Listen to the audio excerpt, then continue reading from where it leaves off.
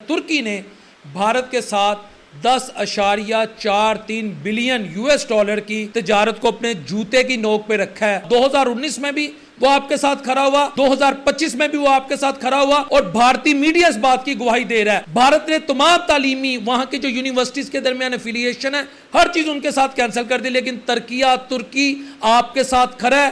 اسے کہتے ہیں بھائی بندی، اسے کہتے ہیں امت کا کنسپٹ۔ اس عالم اسلام کو دو قوتیں آپ کو آنے والے دور میں لیڈ کرتی نظر آئیں گی، پاکستان اور ترکیہ۔ بسم اللہ الرحمن الرحیم، السلام علیکم ویئرز۔ پاکستانیوں، کیا یہ بات آپ کے علم میں ہے کہ ترکی نے بھارت کے ساتھ 10.43 بلین $US کی تجارت کو اپنے جوتے کی نوک پہ رکھا ہے؟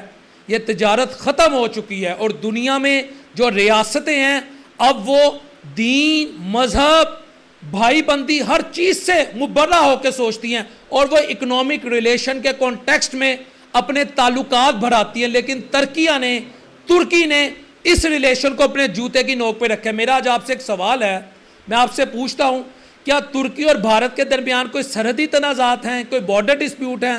بالکل نہیں ہے۔ کیا ترکی اور بھارت کے درمیان کوئی پانی کے ڈسپیوٹس ہیں؟ بالکل نہیں ہے۔ کیا ترکی بھارت کا ہمسایہ ملک ہے، یا کوئی خطے میں یہ ہیجمنی چاہتے ہیں؟ بالکل ایسا سچ نہیں ہے۔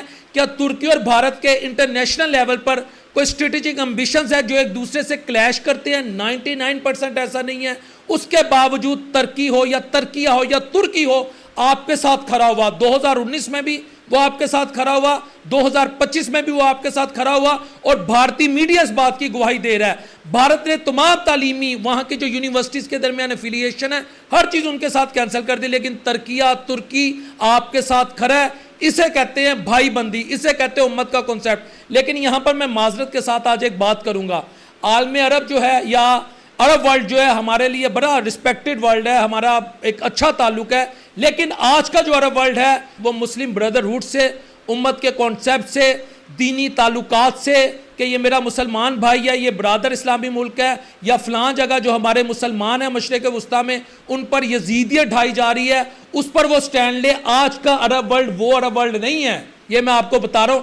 یہ معاشی تعلقات کو دیکھتا ہے، یہ مغربیت کی طرف اس کا جھکاؤ ہو چکا ہے۔ میں ماڈرنائزیشن کی بات نہیں کر رہا، جس طرح UAE میں ان کا استقبال کیا گیا، خواتین نے بال پھیلا کے، میں اس ڈیٹیل میں نہیں جاتا، ساری دنیا نے دیکھا جو کچھ ہوا، اور جو کچھ اس وقت ہو رہا ہے، اور جہاں وہاں پر ٹرمپ جو یہ کہتا ہے کہ میں امید کرتا ہوں آپ اس ملک کو بھی تسلیم کر لیں گے، میں اس ملک کا نام نہیں لینا چاہتا، سعودی عربیہ کی لیڈرشپ سے، MBS سے بات کی گئی ہے، تو میں آپ کو یہ بتا رہا ہوں کہ 10 مئی کی رات ہو یا مئی کا پورا مہینہ ہو، جس وقت پاکستان اور بھارت کے گزشتہ جو آخری 4 دن تھے، جو کلیشز اپنی پیک پر تھے، مجھے یہ بتائیں آپ کے ساتھ کون سا عرب ورلڈ کھل کے کھڑا ہوا؟ میرا آپ سے ایک سوال ہے، اور یقیناً عرب ورلڈ نہیں چاہتا کہ اس خطے میں لڑائی ہو، لیکن جس طرح ترکیہ نے یا ترکی نے آپ کا ساتھ دیا، کسی ملک نے نہیں دیا۔ لیکن میں آگے بات کو مزید آگے لے کے چلوں گا۔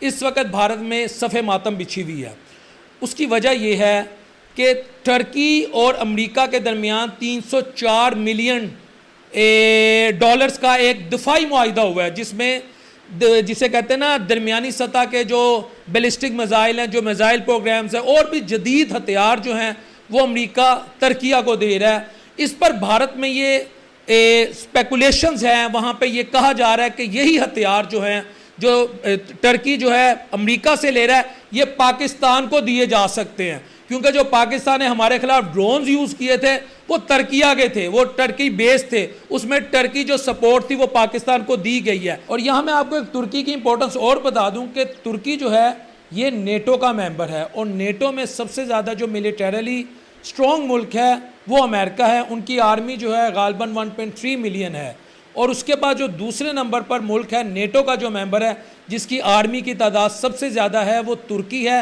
3,50,000 سے 4 لاکھ کے مابین اس کی آرمی کی تعداد ہے۔ تو ترکی کا ایک پولیٹیکل انفلوئنس کے ساتھ ساتھ اس کا ایک ملٹری انفلوئنس بھی ہے، یورپ میں بھی اور ایشیا میں بھی۔ لیکن میں یہاں بھی بات نہیں روکوں گا، یہی وہ بھارت تھا جب وہ رشیا سے S-400 سسٹم لیتا ہے تو امریکہ اس کو ویو کر دیتا ہے، اس کو ریلیف دے دیتا ہے، اس پر پابندی نہیں لگاتا، اس کے ساتھ دفاعی معاہدے جاری رکھتا ہے۔ لیکن جب 2017 یا غالباً 18 میں ٹرکی نے رشیا سے S-400 سسٹم پرچیز کیا، تو امریکہ نے ٹرکی کے ساتھ تمام دفاعی معاہدے کینسل کر دیے۔ لیکن آج امریکہ، وہی امریکہ انڈر ٹرمپ جو ہے ٹرکی کے ساتھ ان معاہدوں کو لے کے جا رہا ہے؟ اس کی دو وجوہات ہے. ایک ٹرکی کا سیریا پر انفلوئنس ہے اور وہاں سٹیبلٹی لائی جائے گی. یہ ٹرکی نے دنیا کو یا امریکہ کو ایشورنس دی ہے. اور آپ کے علم میں ہوگا کہ ابھی امریکہ نے سیریا پر سے بھی پابندی ہٹائی ہے, تو یہ ایک امریکہ وہاں اپنا اسٹریٹجک بینیفٹ اس سے لینا چاہتا ہے. دوسرا, رشیا اور یوکرین کی جو وار ہوئی ہے, اگر آپ اس وار پہ بھی فوکس کریں تو اس میں جو میڈیشن ہے جو استنبول میں ہو رہی ہے اس میں بھی ٹرکی ایک امپورٹنٹ رول پلے کر رہا ہے. تو یہ دو فیکٹر ہیں جس کی وجہ سے امریکہ اور ٹرکی کے درمیان جو دفاعی معاہدہ ہے اس کی بھی بحالی ہو گئی. مگر میں آج آپ سے ایک سوال کرتا ہوں کہ آج پاکستان جو ہے اس کو کہاں کھڑا ہونا چاہیے؟ یقیناً پاکستان کو تمام اسلامی جو برادر ممالک ہیں ان کے ساتھ کھڑا ہونا چاہیے, مگر میں لعنت بھیجتا ہوں اور میں افسوس کے ساتھ یہ کہتا ہوں کہ یہی افغان حکومت تھی جن کی ہم نے رشین وار میں جب USSR تھا ہم نے ان کو سپورٹ کی, اور جب نیٹو امریکہ لیڈ وار ہوئی جس کو so called war against militancy کہا جاتا تھا, اس وقت بھی ہم ان کے ساتھ یعنی جہاں تک ہو سکا ہم نے ان کا پیچ اپ کروایا. اور آج یہ میں نہیں کہہ رہا, یہ انڈین اینالسٹ کہہ رہے ہیں کہ جب یہ جنگ ہوئی تو جن دو ممالک نے کھل کر بھارت کا ساتھ دیا, ایک ان میں سے افغانستان بھی تھا اور دوسرا وہ مشرق وسطیٰ کا منحوس ملک جس کا میں اپنی زبان سے نام لوں گا تو مجھے لگے گا میرا منہ پلید ہو گیا ہے, جس کا میں اپنی زبان سے نام نہیں لینا چاہتا. تو مجھے افسوس ہے ان افغانیوں پر کہ انہوں نے کتنی گری ہوئی اور غلیظ حرکت کی, انہیں شرم آنی ویسے چاہیے تھی. لیکن ترکی جو ہے, میں آج آپ کے سامنے ایک بات انتہائی ذمہ داری سے کہہ رہا ہوں, اس کی اس وقت اس کا جو مائنڈ سیٹ ہے نا وہ ہے مسلم بردرہڈ کا, دوبارہ سے اسلام کے ریوائیول کا, مسلم ورلڈ کو لیڈ کرنے کا. کیونکہ عربوں کے ہاتھ سے 1258 کے بعد جو ایک سپرمیسی تھی, جو مسلمانوں کو لیڈ کرنے کی کیپیبلٹی تھی, وہ ہلاکو خان کے حملے کے بعد آپ دیکھیں اس کے بعد تو جو پاور تھی یا جو شفٹ آف پاور ہوئی وہ تو ترکی کی طرف ہو گئی. اور بالواسطہ اور بلا واسطہ آپ یہ دیکھیں اس کے بعد مشرق وسطیٰ ہو, ایسٹ ایشیا ہو, ایون کہ یورپ ہو, افریقہ ہو, اور یہ ساؤتھ ایسٹ ایشیا ہو, ساؤتھ ایشیا ہو, بلکہ میں یہ کہوں گا ایسٹ ایشیا نہیں بلکہ ساؤتھ ایشیا ہو, یہاں پر ترکوں نے بالواسطہ اور بلا واسطہ حکمرانی کی ہے. اور جو بابر تھا وہ تو مغلوں کی, منگولوں کی اور ترکوں کی نسل میں سے تھا.